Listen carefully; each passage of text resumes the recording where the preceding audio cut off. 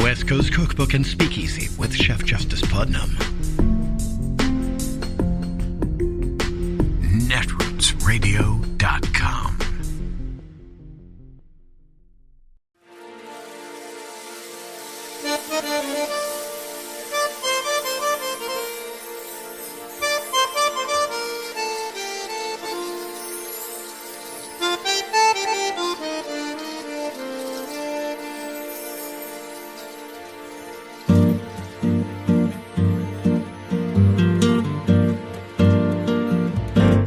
Je voudrais du soleil vert, des dentelles et des théières, des photos de bord de mer, dans mon jardin d'hiver.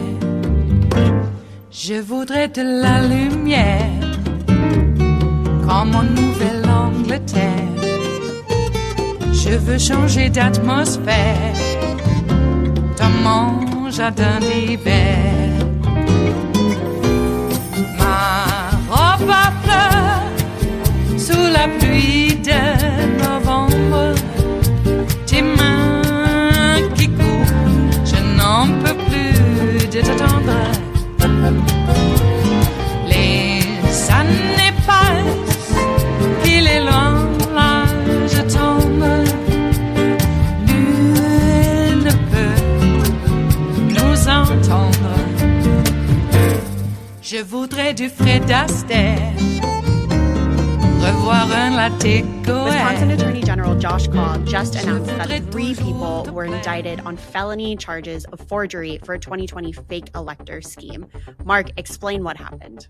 Yeah, so look, we have seen these fake elector schemes unravel in state after state after state. And now in Wisconsin, you have 3 critical people in the Trump campaign orbit who have now been indicted with on felony forgery. Kenneth Chesebro, who is a lawyer, James Trupis, who is not only a lawyer but a retired judge, and Michael Roman, one of the key architects in the political operative in the Trump campaign, each charged with this. The state alleges that the 3 of them plotted with the Trump campaign to create a fake slate of electors that falsely said Donald Trump won Wisconsin. Now, let's be clear, Paige. Donald Trump lost Wisconsin by more than 20,000 votes. This was litigated all the way to the Wisconsin Supreme Court. And Paige, it was litigated to the Wisconsin Supreme Court when there was a conservative majority on the Wisconsin Supreme Court. Democracy Docket covered that extensively. For those of you who have not subscribed to Democracy Docket, click on the link below, visit their case pages. You could read all of these cases in Wisconsin and elsewhere and see the Wisconsin Supreme Court in its conservative majority rejected Donald Trump's attack on that elections, as he did on many other states. And nevertheless, they engaged in this criminal plot. But these 3 indicted people, they weren't just involved in election subversion and fake elector schemes in Wisconsin, right? They did it in other states as well. You need a chart. You need a chart to see which operatives are frequent flyers, they deserve upgraded status. You know what I mean? They're elite level indictees. They get the fast pass for indictments. Yeah, they get upgraded to first class when it comes to booking, and they get early boarding in the mugshot process.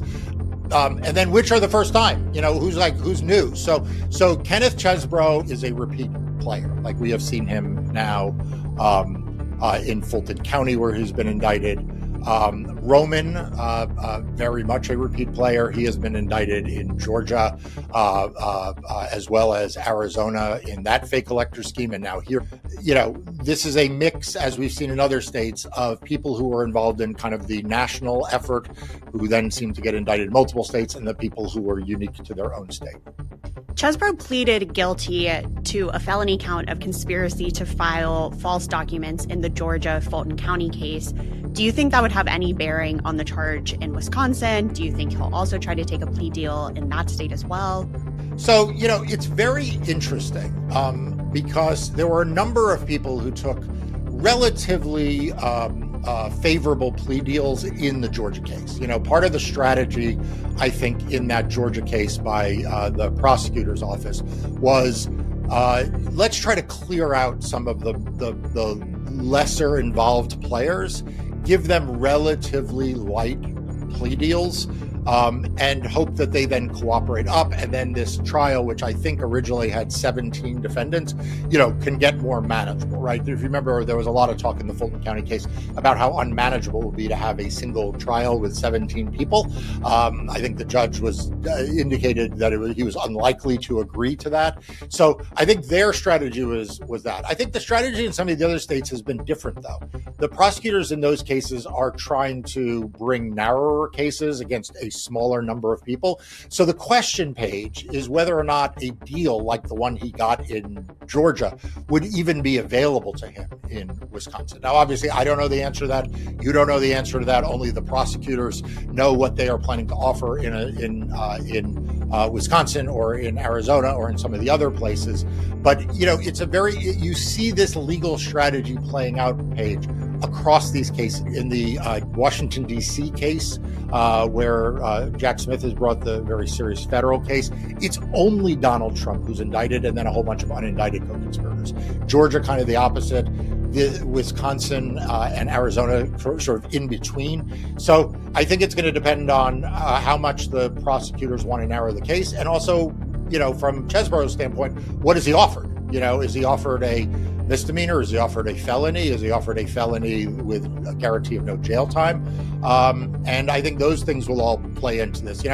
One of the people not indicted in Wisconsin, but you saw elsewhere, was Jenna Ellis. And Jenna Ellis is clearly and I'm not, by the way, suggesting she should be indicted here, but you've seen her engage in a strategy that is much more, like, let me find a way to plead these cases out. Let me make a deal with the bar to try to limit the damage. So there's a lot of personalities and personal decisions that are being made on both sides. I think it's worth mentioning that AG Call said that investigations are still ongoing. He didn't rule out the possibility of any additional charges being brought against these people or other persons who may have been involved in the fake elector scheme. But Mark, all of these fake elector schemes, election subversion efforts happened almost 3.5 years ago in Wisconsin, Georgia, Arizona, D.C. Why does it take so long to bring these cases and file these charges? Yeah, and look, and you could say, you could add to that list the New York case that Donald Trump was just convicted in. That case, started in obviously the conduct took place in 2016. You could add the case that Judge Cannon is overseeing in Florida, which seems to be stuck in a swamp. In Florida. I've stopped following the day-to-day because it doesn't seem like that case is moving fast at all, even though that seemed to be a relatively straightforward case involving classified documents. So I think, Paige, there are a couple of answers to your question. The first is that in some of these cases, the Trump strategy and the people around him have been to delay. They want these cases to move slowly. They have engaged in tactics. I'm not saying that they're illegal or even unethical tactics. They're defense tactics to try to slow cases down. We've seen that in a number of these cases. That's one thing. The second, though, is that honestly, the judicial system isn't meant for speed. It's meant for accuracy. And so let's remember for a second, these people are accused of very serious crimes. These are felonies across these various states. Some of these people could potentially be facing incarceration if they're convicted. And so the criminal justice system is designed to protect the innocent, to give the presumption of innocence, to put in place safeguards against the false charging and the false conviction of people who are not guilty. So it is frustrating for people why these cases are taking so long. But I would say they, in some instances, are strategic decisions, but in some instances they are the process affording the rights of criminal defendants. And though I, find it an anathema what happened in 2020 with respect to the fake elector schemes and Donald Trump's criminal behavior, I am also someone who believes that we need the legal system to protect innocent defendants. So this extra process, which people find very frustrating, that's part of the system of affording civil liberties to people accused of crimes. I want to take a second to talk about James Troupis because he's an interesting figure. Isn't he ever? That may be your understatement of the day. Yes. He was briefly a state judge in Wisconsin. He has been on the Judicial Conduct Advisory Committee, a group that advises Wisconsin judges about ethics, since 2020. He was reappointed to that group in 2023. So after the fake elector scheme, he was reappointed by the then conservative majority Wisconsin State Supreme Court. This guy's now charged on a felony. He's still on the advisory committee. How is this guy still involved in the judiciary in Wisconsin? Yeah, so, one of the things that I think Democracy Docket does extraordinarily well is it sort of captures in its coverage the personality of various states. So like in Georgia, you have the never-ending drama of election challenges and the voter suppression efforts there. In Arizona, a whole industry of sort of right-wing and Republican lawyers getting sanctioned for bringing unbelievably frivolous cases. And in Wisconsin, we've covered, I've written on Democracy Docket and others about a number of characters in the state who you just kind of scratch your head and you're like, how is it that these people are in positions of power? I think the short answer is that, the state has been largely a one-party state due to extreme gerrymandering in the legislature, and the Republicans in Wisconsin have been, as a result of that, have been really pretty uncompromising and egregious. They had a very conservative state Supreme Court. They've got a very partisan state legislature. Thank God for Tony Evers, the governor. And so I will say, Troupis was part of the group that gerrymandered the state in 2011 to such an extreme Republican majority. Yeah, so it's part of that culture, the Republican culture there. Obviously, he has no business being on a judicial ethics body. Right now, I think he should be more concerned with keeping his own bar license than he is with providing advice to others on ethics. And so we'll see how that plays out. But if you remember, Paige, I wrote something in Democracy Docket covered a different character in the state who is on the state election board who was bragging about how he was suppressing minority voting rights in Milwaukee. And you were kind of like, how is this guy on the state board of elections, right? All of these fake elector schemes failed in 2020. You now have people involved in them facing felony charges, possibly facing jail time, depending on what they may be convicted of. Do you think that Trump and his, whole barrage of supporters would try a fake elector scheme again in states he loses in 2024? So look, I wrote a piece recently on Democracy Docket saying Donald Trump is plotting his next crime. He committed a crime. We now know he was convicted. He's a convicted felon in New York, committed a crime in connection with the 2016 election. We know what he is accused of in 2020, and the evidence seems pretty overwhelming. And we know that other people around him have been charged also around that 2020 election.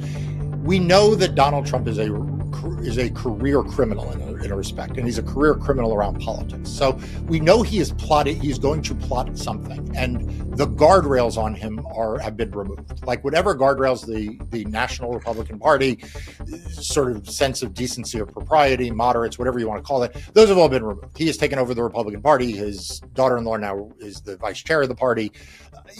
There are no guardrails. So he is more desperate and will do more things and with fewer people to stop them in 2020. Whether they are fake elector schemes or not, time will tell. I tend to focus, as I've written, as Democracy Docket has covered, I tend to focus a little earlier in the process than the electors. I think we will see more fake schemes and more really problematic conduct in connection with the certification process that takes place at the town, county, and state level. So you can have the equivalent of fake electors in that, and Paige, Democracy Docket covered Cochise County and some of the other litigation that's taken place in 2022. So I don't think that is a stretch. What I do know is that he is not going to acknowledge that he loses in 2024 if he loses. And the Republican Party is not going to insist on him acknowledging that he loses. And he will do whatever he takes to try to win. And that is why I hope everyone is paying attention to what is happening. And it's why I hope everyone takes a chance to read and stay up to date on that. It is Monday, the 10th of June of 2024, and you are in West Coast Cookbook and Speakeasy. I am your chef de cuisine, Justice Putnam. Gunner, the English Bulldog, is our snoozing sous chef. Precious, the little Yorkie, is our door girl, and she will be seating you directly if she wakes up. She's become that kind of little princess now. She's luxuriating in slumber. So, in the interim, we will be seating you directly for our especially special daily special River City Hash Mondays, because that's the day after the weekend. All right. We know what happens on the day after the weekend. Yep, that's right. It's the beginning of a new week. Yes, sirree. So, how are ya? I don't know what it is about Donald Trump and batteries and apparently sharks. According to some inside sources, like, was it Stormy Daniels or somebody else, that he goes off about being afraid of sharks for quite some time. Well, you know, I got to tell you, maybe we should ask women, who would you choose, Trump or the shark? I'm just saying. Yep. And then you'll have a bunch of sharks and men complaining. Not all sharks. Yeah, I know. Not all. Certainly not nurse sharks. Certainly not. Just so we're clear about all sharks. Okay, well, that's how you start off a Monday, isn't it? That's right. Oh, boy, I'm stiff. It's tough getting old. Boy, I hate it. Yeah, go out and try to do just a fraction of the things that need to be done, because the old body just says, slow down. If I go any slower, I got to pick it up. Okay, well, anyway, it's been relatively nice, not ungodly hot. Well, I've become acclimated to this, ecosystem here, and it's can be quite warm, and, we do get snow, so it freezes, and then it bakes. And we haven't gotten to the, real bake yet. That's to come. So right now, things are quite beautiful and blooming, but there's a lot that I wanted to get done that I had not been able to get to, so I'm okay, but there's a big hedge, a big lantana that I need to prune and bring the height down. And I used to go at that sort of thing without thinking, other than just how am I going to prune it so that it's shaped properly, and you do it. Now I have to consider, once I start, it could be days to recuperate from something like that now. Oh, God. And I may not be able to finish the job. It's just so scary. Do I hire it out? See, that's the problem, isn't it? How do you explain to someone how you want it trimmed when they have no idea what you're talking about, and you try to get a professional out and it's too small of a job? I don't blame them. And then they want to charge an arm and a leg because it's too small of a job. But if you're willing to pay them, they'll make it worth their while. You got to make it worth their while. Well, I'm not willing to make it worth their while just yet. Boy. Okay. Well, programming note, station note. Pretty much next week, we will be on a holiday schedule, or, you could call it personal time schedule. Holiday seems a little, yeah, it is. We're going to be celebrating my mom's life. So I will be driving to Southern California. Well, the upper desert, but still, it's Southern California. And I'll be doing that Monday morning, so instead of doing a show, I may need to get things ready and make sure that the person who's going to be taking care of Gunner and Precious for the duration. And like I'm saying, it could be the most of the week. Well, certainly till at least Friday. We may have something happen on Friday, and we may not, other than get back to our regular schedule. But we'll have an abbreviated PV channel. I know sometimes there's some wacko, like tune-in ads. Boy, they drop those in all the time, don't they? Eek! I apologize for it, but they are friends, and they've helped us out, and we've helped them out, and so they're kind of helping us out this time. But we will have, like David will come on during his regular time, and other national feeds that will come on as regular time. But we'll see. I'll try to program some things of Netroots Radio ilk, and we'll see how that goes. It just is determined upon how much I'm able to get done here at the mothership, as well as what I can do here at the mothership to format for next week. But so we'll be driving. Should I announce this to the world? Well, just so you know, the place is not unoccupied. Anyway, so I'll be going down on Monday and coming back on Thursday. So we'll see how I feel on Friday. I may need that day to totally recuperate. And I wouldn't say totally recuperate because I'll have to have the whole weekend. So there. So it's perfect. But I think on Friday, or it depends, I might feel okay. Oh, no, I won't. Because I'm going to be attempting a full-on drive from Southern California back up north. And we'll see how that goes. I'm going to see if I can do it without stopping in between. Because on the way down, I'm stopping in between, and then it just makes it easier. And then I'm checking in the day before, and then on Wednesday, that's when we'll have our gathering for Mom. And then the next day, I'll be on the road again. Yes. So we'll see. Because that's another thing. Driving those long distances I never gave it a thought.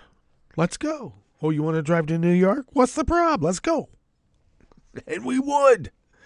Of course, those were in the days, I got to tell you, when gasoline was like 24 cents, if that. I remember when it went to like 26, 27 cents, and we were outraged.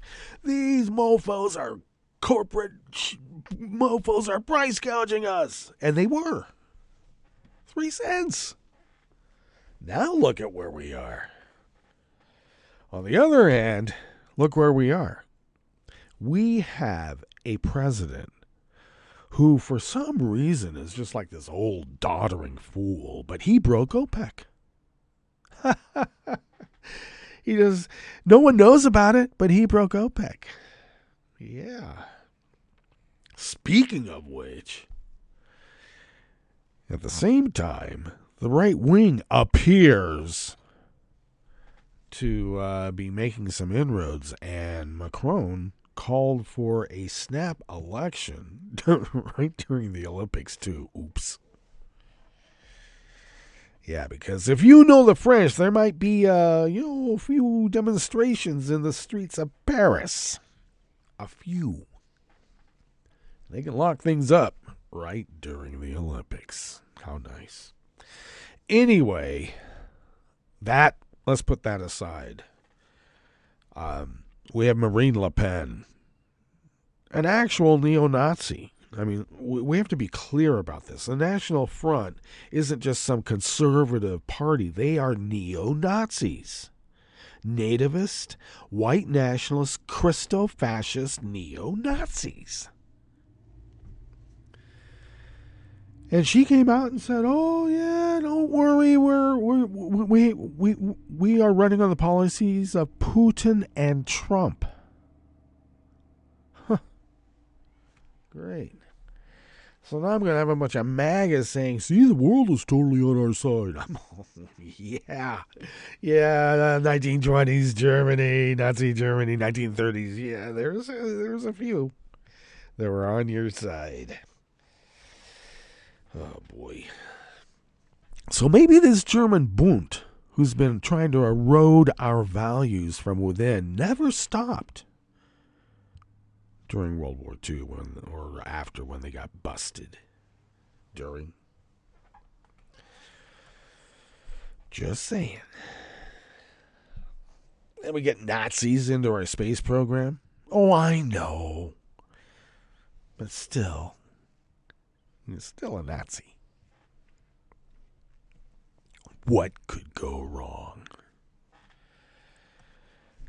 Oh, what else did we happen to adopt? The structure of our whole intelligence system by Nazis. What could go wrong?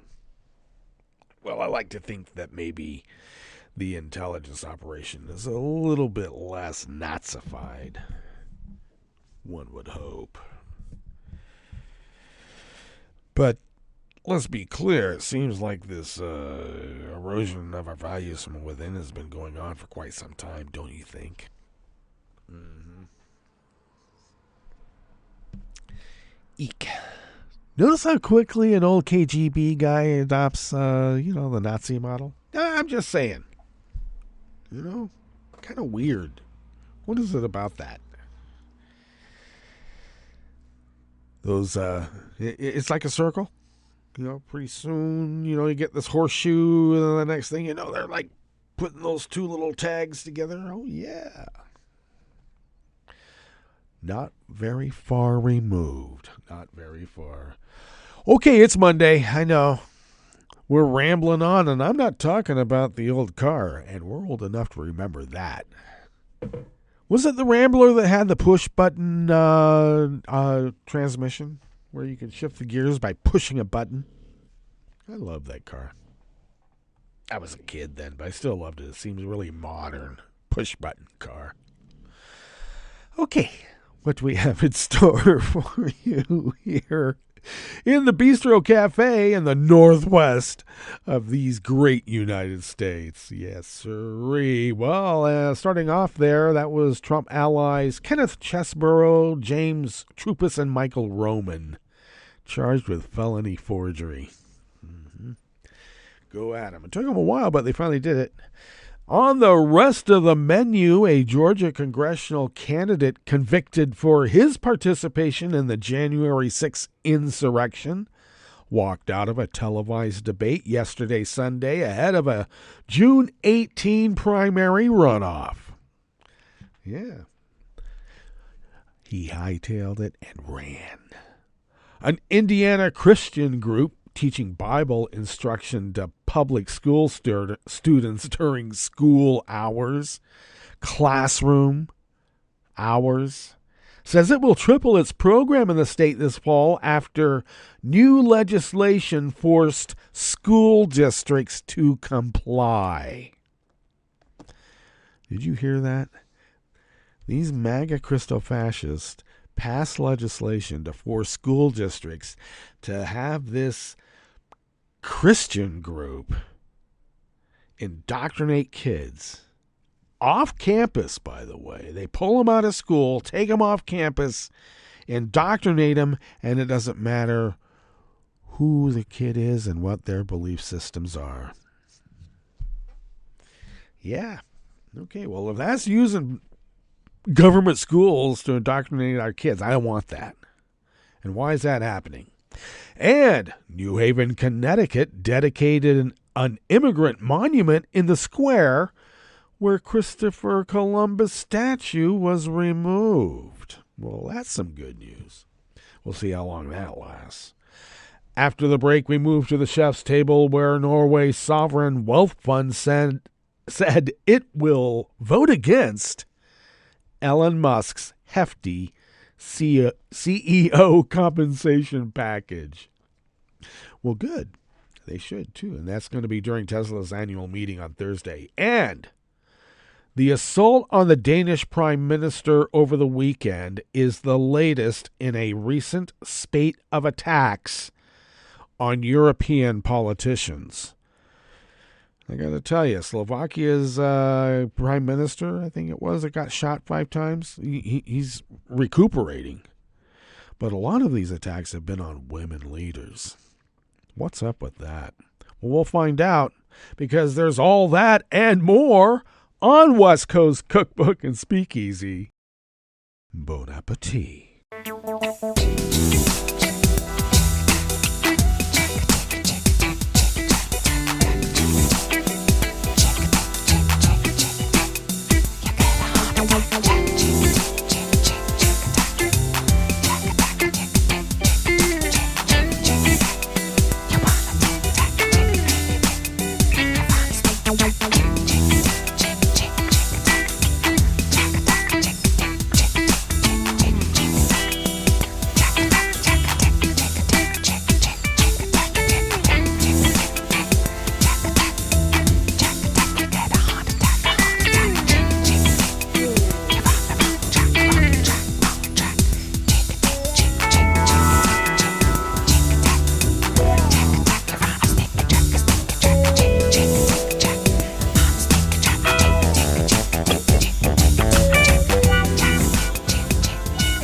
Monday seems to be another one of those days. We're going to tuck into this first offering here in the Bistro Cafe of West Coast Cookbook and Speakeasy, and it is by Jeff Amy from the Associated Press.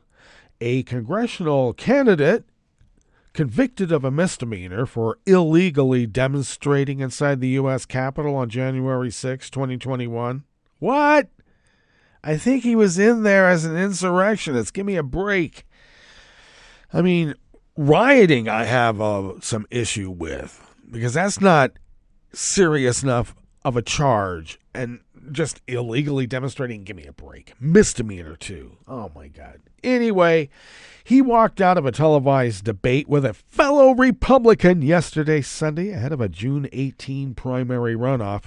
It was the latest volatile turn in Southwest Georgia's 2nd Congressional District, where Chuck Hand and Wayne Johnson are competing for the GOP nomination to take on 16-term Democratic incumbent Representative Sanford Bishop in November. Hand is one of at least 4 people convicted of January 6 crimes running for Congress this year, all as Republicans. He was sentenced to 20 days in federal prison and 6 months of probation, and now he's served his time and he's running for Congress. At the beginning of a debate sponsored by the Atlantic Press Club, Hand said he was refusing to debate Johnson after Michael Nixon, who finished 3rd in a 4-way May 21 primary, gave a news conference last month endorsing Johnson. Nixon brought up a 2005 criminal trespass charge and a 2010 DUI charge against Hand, both of which were dismissed. Nixon also cited federal court documents to argue Hand's participation in the January 6 riot was more serious than Hand had complained. So Hand, I guess, said, "Look at the back of my hand." I guess. Maybe not. So then he started walking out, and anchor Donna Lowry, who was one of the moderators from whatever TV station there, asked, "You're not staying? You're leaving, sir? Okay." Now, Johnson, who he was supposed to debate, this Hand fellow, an official in the U.S. Education Department during the Donald Trump administration, said that Hand's exit is more proof that Hand is not fit to be the Republican nominee. I would say, if you're a Republican, it's a given that you're not fit, Jeff.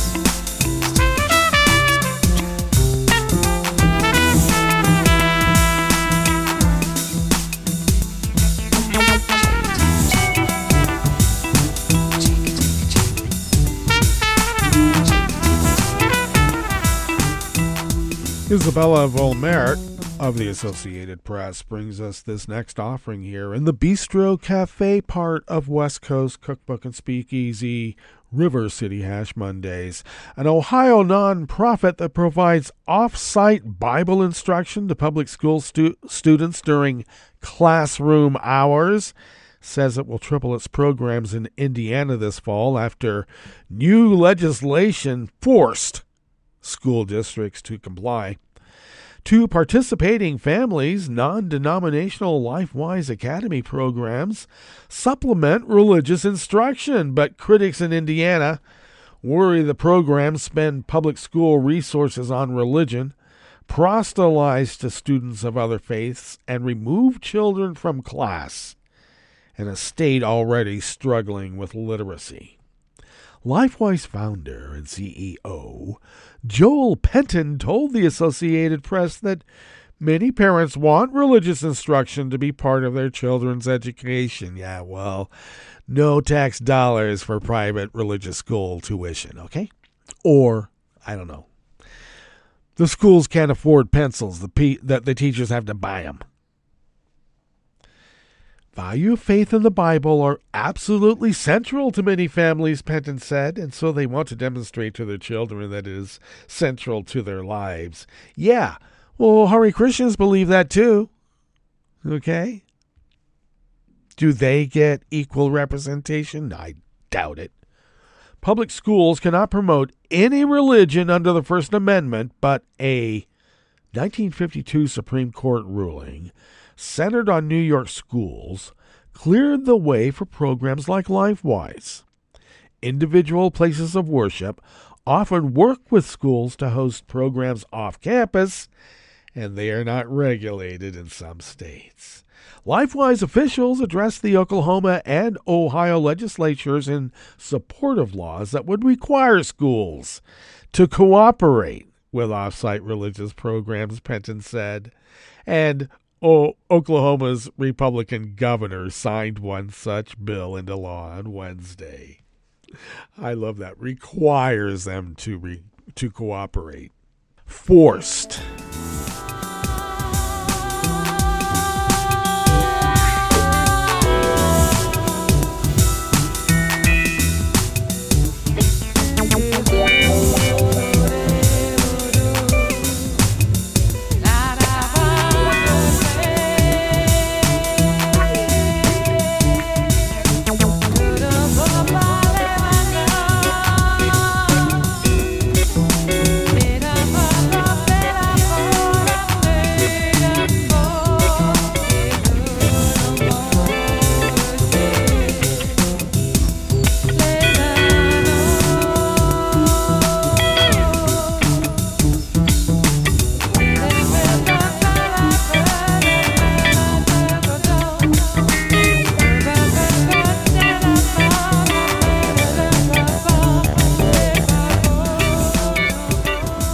The Associated Press brings us this final offering here in the Bistro Cafe of West Coast Cookbook and Speakeasy, and good news it is. A Connecticut city yesterday, Sunday, dedicated a new monument to immigrants to replace a statue of Christopher Columbus that was removed in 2020 amid nationwide criticism of the European explorer's role in enslaving and killing Native Americans. The statue in New Haven's heavily Italian neighborhood of Wooster Square depicts a young immigrant family as they arrive in America with just a handful of suitcases. The statue was made by local artist Mark Anthony Massaro and is called Indicando la Via al Futuro, or Pointing the Way to the Future. The 1,400-pound bronze sculpture depicts a father holding a suitcase in one hand and his son in the other. The son is pointing his finger to something in the distance while his mother stands behind his sister who is clutching a book. Massaro, the grandson of Italian immigrants, says the piece is meant to honor immigrants who arrived in the 1900s, transforming countless cities across the Northeast, including New Haven, which is home to Yale University. My sculpture is intended as a gesture of respect for my grandfather's generation, he said in a video on the Wooster Square Monument Project's YouTube page. A generation of immigrants not only from Italy, but from everywhere in the world, who laid the foundation of opportunity for their descendants. The Columbus statue had stood in the park for more than a century, but was taken down by the city after a local high school student organized a petition seeking its removal. Statues to the Italian explorer were among the controversial landmarks that received renewed scrutiny across the country during a national reckoning over racism triggered by the killing of George Floyd by police in Minneapolis in 2020. Yeah, tell it to the American Indian movement. Columbus's sailing expeditions opened the door to centuries of exploration, conquest, and settlement of the Americas by Europeans that included establishment of the transatlantic slave trade and the killing of scores of Native Americans. Was that written by AI? Feels like it was written by AI. Creepy. All right, that takes us to our break, and when we get back from that break, we will go through weather from around the world, and we will finish up with the stories that we've curated for you today. You are listening to West Coast Cookbook and Speakeasy, and we will be right back. You are listening to netrootsradio.com. Please hang up and try again.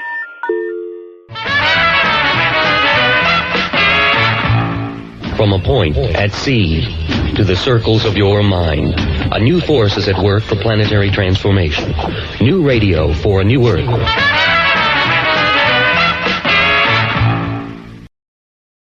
This is Take Two Movie Review. I'm Mike Friend. This week, Flicker On. I saw The TV Glow is one of those movies that in a world of fast-paced action and twisted subplots reminds you just how much can be communicated with a subtle script, good acting, and minimalist directing. The show follows two characters, Owen and Maddie, beginning in their teens, who become infatuated with a 90s Buffy or Twilight-type TV show called The Pink Opaque. Maddie is gay and ostracized for an alleged groping incident. Owen is just an outsider who, when asked about his preferences, says he just likes TV shows. Both are from abusive and or neglectful families and impressionable. The show has its own legend, following the travails of Isabel and Tara, who were psychically connected in their struggle with Mr. Melancholy in his midnight realm. Reality and this realm have parallels, of course, and desperation is exacerbated when the show is canceled, though its effects on Owen and Maddie, which are very different, continue into the present, where Owen rediscovers it on a streaming service, noting that it was, quote, cheesier than he remembered.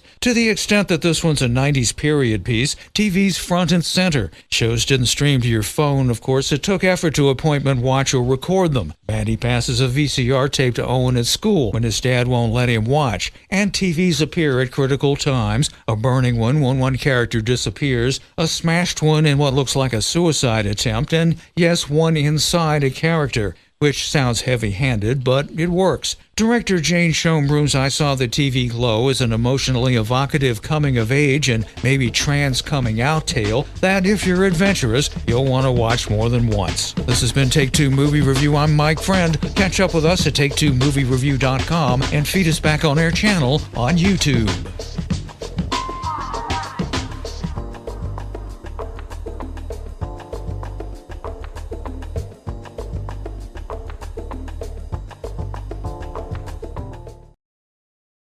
Wouldn't it be great if life came with a remote control? You know, you could hit pause when you needed to, or hit rewind. Like that time you knocked down that wasp's nest. Uh-oh. Or that time you forgot to roll up your windows in the car wash. Fantastic. Yeah, a remote control would have come in handy then. Well, life doesn't always give you time to change the outcome. But prediabetes does. With early diagnosis and a few healthy changes like managing your weight, getting active, stopping smoking, and eating healthier, you can stop prediabetes before it leads to type 2 diabetes. It's easy to learn your risk. Take the 1-minute test today at doihaveprediabetes.org. Life doesn't come with a remote control. Yikes! So you're on your own with the wasps. You have the power to take control of prediabetes. Visit doihaveprediabetes.org today. That's doihaveprediabetes.org. Brought to you by the Ad Council and its Prediabetes Awareness Partners.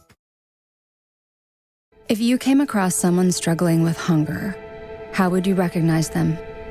By their clothes? Their age? The way they speak? Would you notice an 8-year-old girl who's not excited for summer break because she may not be having lunch again until September? Or a single father of 2 who works 3 part-time jobs and still can't put enough food on the table? Or maybe a mother who cleans offices at night, hoping to find meeting leftovers to take home to her hungry family. Or a war veteran who's having a hard time landing a job and getting back on his feet. I am the 1 in 8 Americans who struggle with hunger. People you pass by every day but never knew were hungry. I am hunger in America. Hunger can be hard to recognize. Learn why at IamHungerInAmerica.org. Brought to you by Feeding America, 200 Food Banks Strong, and the Ad Council.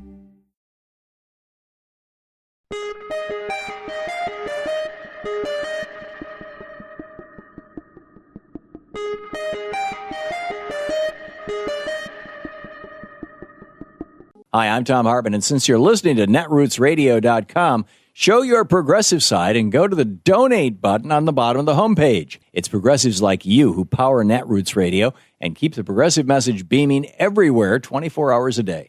Just go to our donate button at the bottom of netrootsradio.com. Thank you for keeping progressive radio at full power.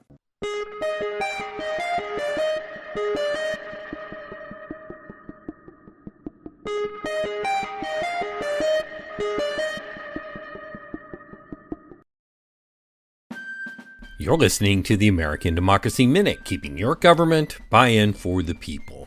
Without a committee hearing, North Carolina Senate Republicans slipped a dark money amendment into an already controversial anti-mask bill. The amendment allows contributors to wash campaign donations through national political groups, making it harder to trace the source. The bill started out as the Unmasking Mobs and Criminals Act, a ban on North Carolinians from wearing non-surgical masks in public aimed at identifying protesters. Just before the bill went to the full Senate for a vote June 6th, Section 5A and B were added, changing state campaign finance rules to allow national political groups, such as governors' associations or U.S. House or Senate PACs, to make campaign contributions directly to state candidates. North Carolina Newsline reports that the amendment was never heard in committee. Such contributions would allow wealthy donors to donate to a national group and for the national group to give money in its name to North Carolina candidates. The original donor's name would not show up in state campaign finance reports, only in federal reports weeks or months later. The bill passed the state Senate 28-0 after Democrats walked out in protest. The anti-mask bill, which ironically masked donors influencing North Carolina elections, now returns to the House for a concurrence vote. We have a link to the amendment and the groups taking action at AmericanDemocracyMinute.org. I'm Brian Beal. I'm Rick Smith, and this is Labor History in 2.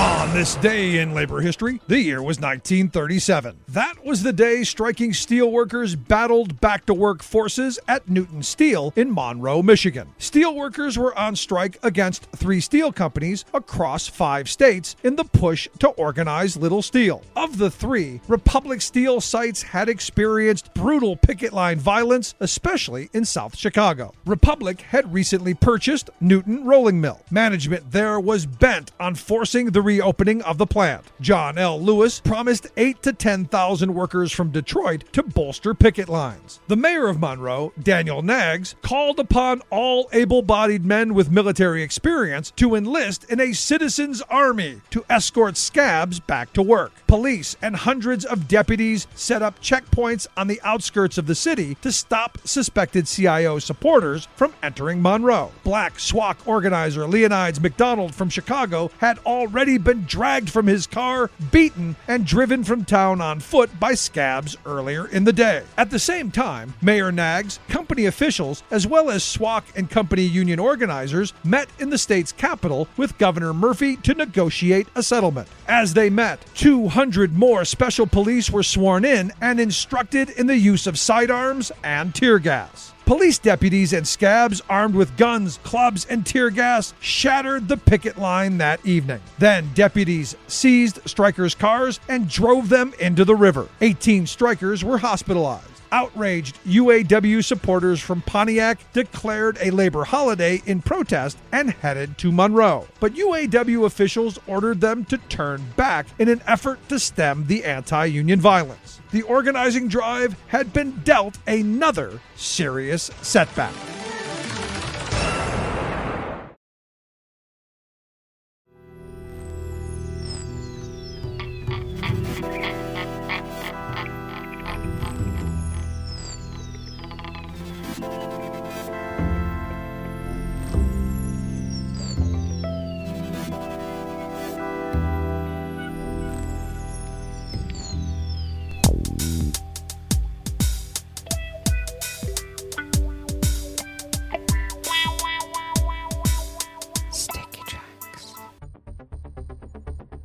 Thank you for accompanying us here to the chef's table at West Coast Cookbook and Speakeasy, River City Hash Mondays. We always begin weather from around the world along the banks of the Rogue River, in the Rogue River Valley of Southern Oregon on the west coast of the continental United States of America, where it is currently 59 degrees Fahrenheit, expecting highs in the low to mid 90s.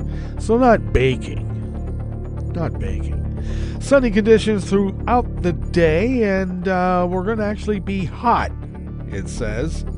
Winds will be out of the northwest at 5 to 10 miles per hour. Clear skies tonight with lows in the upper 50s. Winds out of the northwest at 5 to 10 miles per hour. Then mainly sunny tomorrow. Hot, highs near 90. Winds out of the northwest at 5 to 10 miles per hour. Grass pollen remains rated very high here in Rogue River. The air quality index for the region remains in the good range at 13 parts per million, and that daytime UV index also remains very high at level 9. Barometric pressure is falling at 30.09 inches. Visibility is up to 9 miles, and relative humidity is at 78%. Weather from around the world is brought to you by a crowd of crowdsourced weather stations that a crowd crowdsources from around the world, and that is the Weather Underground. London is 60 degrees and fair. Paris, is 63, partly cloudy with a thunderstorm advisory. Rome is 80 degrees, mostly cloudy with potential disruption due to heavy wind. Kabul is 71 and clear. Hong Kong is 80 degrees and mostly cloudy. Tokyo is 70 degrees and partly cloudy. Melbourne, Victoria, Australia is 55 degrees with rain showers and wind. San Francisco, California is 58 degrees and mostly cloudy. Chicago, Illinois is 58 degrees and partly cloudy with a small craft advisory. And New York is 70 degrees Fahrenheit and mostly cloudy. And that is weather from around the world, brought to you by a crowd of crowdsourced weather stations that a crowd crowdsources from around the world.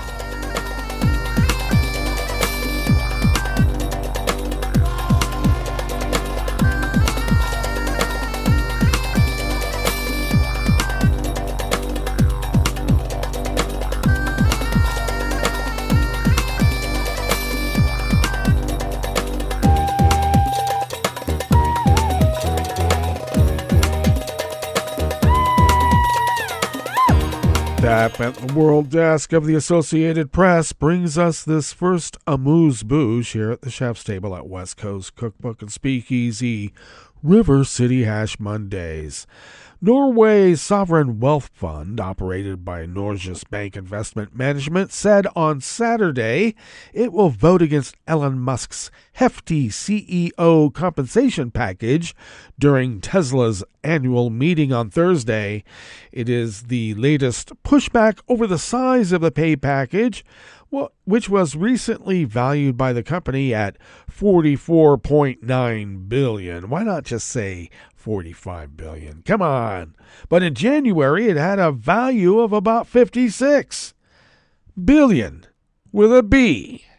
In May, two big shareholder advisory firms, ISS and Glass Lewis, recommended voting against the package.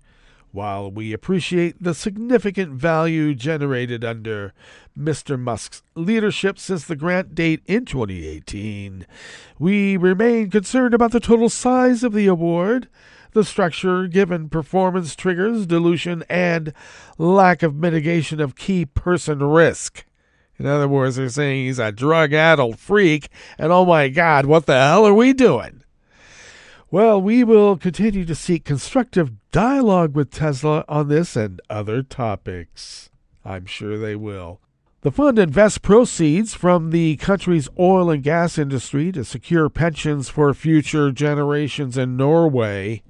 It is worth about $1.67 trillion U.S. Because of its sheer size, the fund does not reinvest all its money in Norway, or it would overheat the economy. Instead, it invests in 72 countries worldwide. The fund also plans to vote for several shareholder policies that management has recommended shareholders vote against, including a proposal to adopt a non-interference policy respecting freedom of association and collective bargaining, adopting a simple majority vote, declassifying the board of directors, and publishing reports on harassment and discrimination prevention efforts.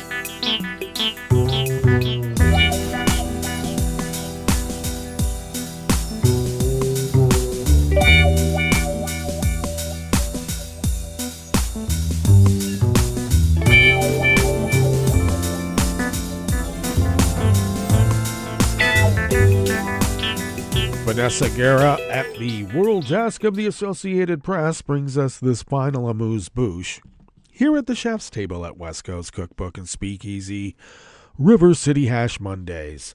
Slovakia's prime minister was shot multiple times in an assassination attempt last month and still faces a long recovery.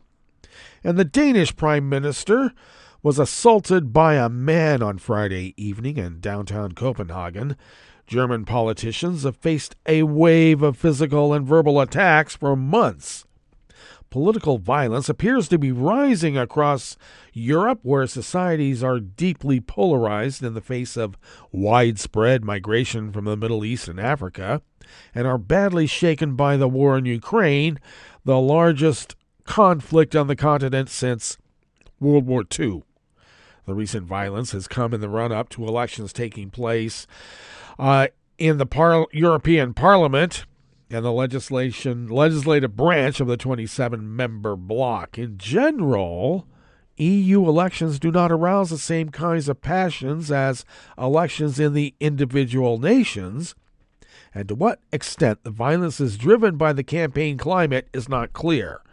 But the backdrop of migration pressure has awakened strong feelings and is expected to lead to a political shift to the right in the EU legislature.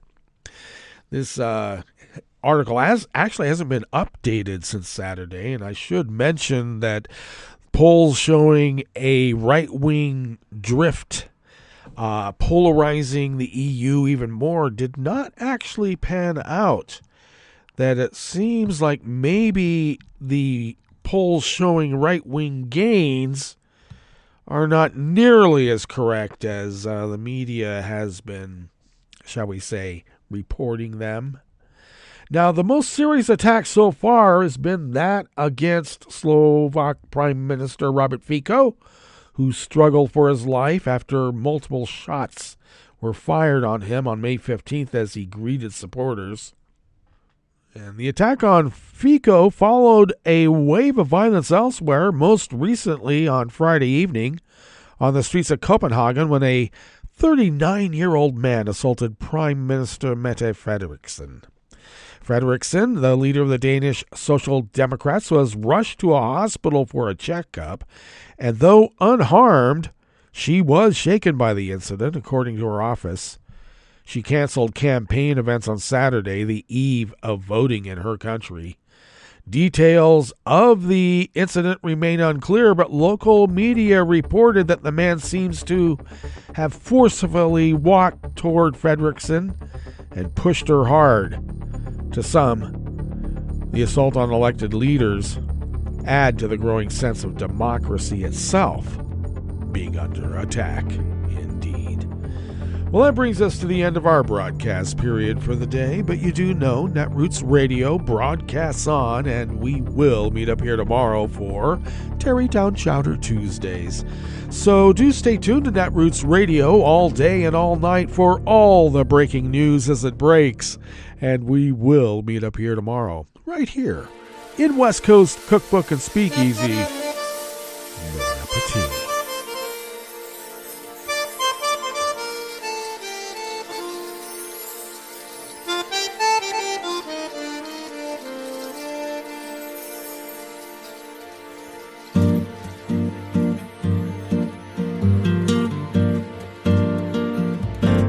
Je voudrais du soleil vert, des dentelles et des théières, des photos de bord de mer, dans mon jardin d'hiver. Je voudrais de la lumière, comme en Nouvelle-Angleterre. Je veux changer d'atmosphère, dans mon jardin d'hiver. Ma fleur sous la pluie de novembre, tes mains qui courent, je n'en peux plus de t'attendre.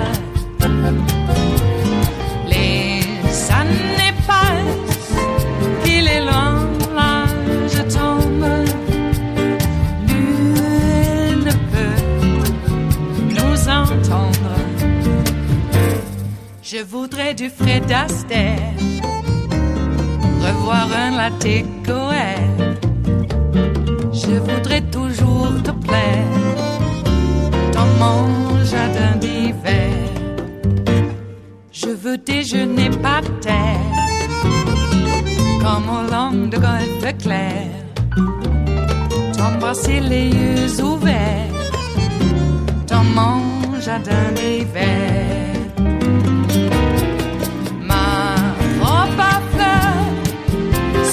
Pluie de novembre, tes mains qui courent, je n'en peux plus de t'attendre. Les années passent, il est loin, là je tombe. Nul ne peut nous entendre. Ba-da-da-dum-di-da-dum. Ba-da-da-dum-di-da-dum. Ba-da-da-dum-di-da-dum. Dans mon jardin d'hiver. Ba-da-da-dum-di-da-dum. Ba-da-da-dum-di-da-dum. Ba-da-da-dum-di-da-dum.